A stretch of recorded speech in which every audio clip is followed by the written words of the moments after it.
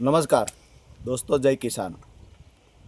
આજે તારીખ 12 ઓક્ટોબર, અત્યારે બપોરના 1:45 વાગ્યા છે। થોડી વાર પહેલાં બોટાદ માર્કેટિંગ યાર્ડના ચેરમેન દ્વારા જાહેરાત કરવામાં આવી, પ્રેસ કોન્ફરન્સ કરવામાં આવી અને એવું કહેવામાં આવ્યું કે બોટાદ માર્કેટિંગ યાર્ડનો જે ઇસ્યુ છે એમાં ખેડૂતો સાથે સુખદ સમાધાન થયું, આવું કહેવાનું છે બોટાદ માર્કેટિંગ યાર્ડના ચેરમેનનું। દોસ્તો, ખેડૂતોને ગુમરાહ કરવામાં હર હંમેશ મોખરે રહેલું બોટાદ માર્કેટિંગ યાર્ડ ફરી એક વખત ખેડૂતોને ગુમરાહ કરવાના પ્રયત્ન કરી રહ્યું છે। અમારી માંગણી એકદમ વ્યાજબી છે। બોટાદ માર્કેટિંગ યાર્ડના ચેરમેને મીડિયા સામે આવીને જે વાત કહી, આ તો એક અઠવાડિયાથી કેસેટ વગાડી રહ્યા છે, આમાં નવું શું છે? અમારી માંગણી એ છે કે ખેડૂતોને એક વખત હરાજીમાં જે ભાવ બોલાઈ ગયા, જે ભાવ નક્કી થઈ ગયા, એ ભાવે ખેડૂતોનો કપાસ જેટલો પણ જે હરાજીમાં ઢગલો હોય, ટ્રેક્ટરમાં હોય, સકડામાં હોય, જેટલો પણ જથ્થો છે એ જે ભાવ હરાજીમાં બોલાયા એ જ ભાવે વેચાણ કરવું, એટલે કે એ જ ભાવે વેપારીએ ખરીદી કરી લેવાની, કડદો નહીં કરવાનો, સાથે જ કપાસ પાસો ભરીને જાઓ એવું પણ નહીં કહેવાનું। એકદમ વ્યાજબી માંગણી હતી। હવે અહીંયા ચેરમેનનું કહેવું છે કે આવું કોઈ કરશે, વેપારી કડદો કરશે તો ઇન્સ્પેક્ટર છે એમાં મધ્યસ્થી કરશે। અરે ભાઈ, યાર્ડના એક પણ અધિકારી પર અમને વિશ્વાસ નથી।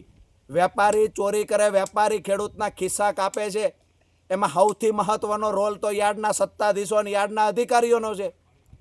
અમારી માંગણી એકદમ સિમ્પલ છે કે અમને લેખિતમાં બાંહેધરી આપવામાં આવે કે આજ પછી બોટાદ માર્કેટિંગ યાર્ડના કોઈ વેપારી કડદો નહીં કરે।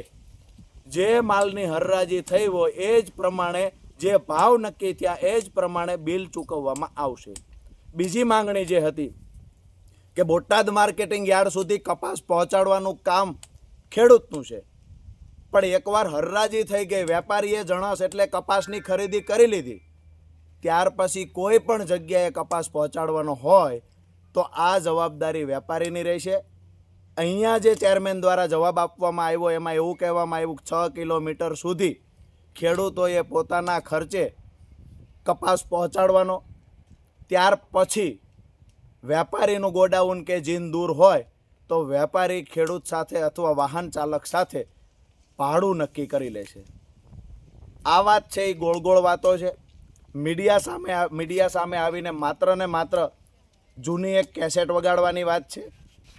અમારા ખેડૂતોની માંગણી ત્યારે પૂરી થશે જ્યારે અમને લેખિત બાંહેધરી આપવામાં આવે કે હવે પછી કડદો નહીં થાય। જ્યારે લેખિત બાંહેધરી આપવામાં આવે કે યાર્ડની બહાર કોઈ પણ ખેડૂતનો કપાસ વેપારી લઈ જાય તો એનું ભાડું વેપારી ચૂકવશે। માત્ર મીડિયા સામે આવીને તમે બોલો છો ને, આ વાત અમારી લેખિતમાં જોઈએ છે। અમારું આંદોલન પૂરું થઈ જશે, અમારી માંગણી પૂરી થઈ જશે અને અમે તમારો આભાર માનશું। ચેરમેન સાહેબને વિનંતી કરીએ છીએ કે બોટાદ કડદા માર્કેટિંગ યાર્ડના તમામ સત્તાધીશોને વિનંતી કરીએ છીએ, ખેડૂતોને ગુમરાહ કરવાનું બંધ કરો। અત્યાર સુધી વર્ષોથી ખેડૂતોને આ જ યાર્ડની અંદર વેપારીઓ દ્વારા લૂંટવામાં આવ્યા છે, હવે ખેડૂતથી સહન થઈ શકે એવું નથી। અમારી માંગણી વ્યાજબી છે। આ માંગણી મુજબ જો ખરેખર બોટાદ માર્કેટિંગ યાર્ડ નિર્ણય લેતું હોય તો એક લેખિત બાંહેધરી આપે। અન્ય માર્કેટિંગ યાર્ડની અંદર ક્યાંય કડદો થતો નથી। અન્ય માર્કેટિંગ યાર્ડની અંદર હરાજી થઈ ગયા પછી ખેડૂતે પોતાના ખર્ચે અલગ જગ્યાએ વેપારીની જગ્યા પર પોતાનો કપાસ પહોંચાડવાનો હોતો નથી। માત્ર બોટાદમાં જ કેમ આવું થાય છે? જે તમે સદ્ધરતાની વાતો કરો છો, જે તમે અહીંયા બોટાદ યાર્ડના વખાણ કરવાની વાતો કરો છો, આ બોટાદ યાર્ડમાં શું શું થયું, સંસ્થાને લૂંટવામાં કોને મહત્ત્વનો ભાગ ભજવો છે, આવનાર સમયમાં એ બી વાત કરશું।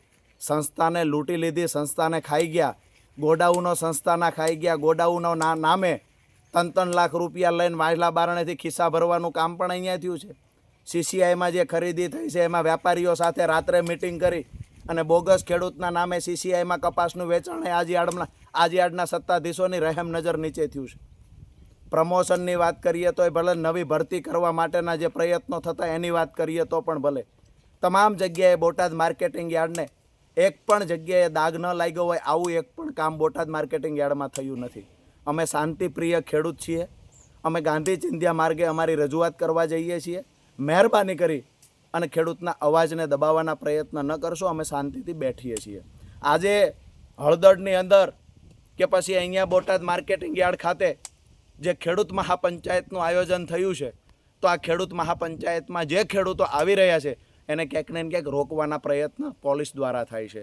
મને મેસેજ મળ્યા છે, અમુક પોલીસ અધિકારીઓ સિંઘમગીરી કરે છે, કારણ વગરના અમુક ખેડૂતોને દંડા માર્યા હોય આવા પણ મેસેજ મળ્યા છે. એક વાત યાદ રાખજો, તમારો દંડો ખેડૂત પર પડે છે, આવનાર સમયમાં એના પણ હિસાબ થશે. તમે એવું નહીં સમજતા અંગૂઠા સાપ નેતા આવી ગયા છે. અમે પણ કોર્ટ કચેરીમાં અમે પણ પ્રેક્ટિસ કરી છે, વકીલાત કરી છે, અને જે લોકોને શીંગડા ઉગ્યા છે ને એના શીંગડા કાપવાનું કામ પણ અમને આવડે છે. એટલે જ્યારે ચેરમેન સાહેબે હજુ 5 વાગ્યા સુધીનો સમય છે, ચેરમેન સાહેબને હું નમ્ર વિનંતી કરું છું કે અમારી બંને માંગણીઓ જે છે ખેડૂતોની માંગણી છે, આ કોઈ રાજકીય પાર્ટીની માંગણી નથી. આ બંને માંગણીઓ બાબતે લેખિતમાં બાંહેધરી આપવામાં આવે. જ્યાં સુધી લેખિત બાંહેધરી નહીં મળે ત્યાં સુધી અમારા કાર્યક્રમો ચાલુ રહેશે. જય કિસાન.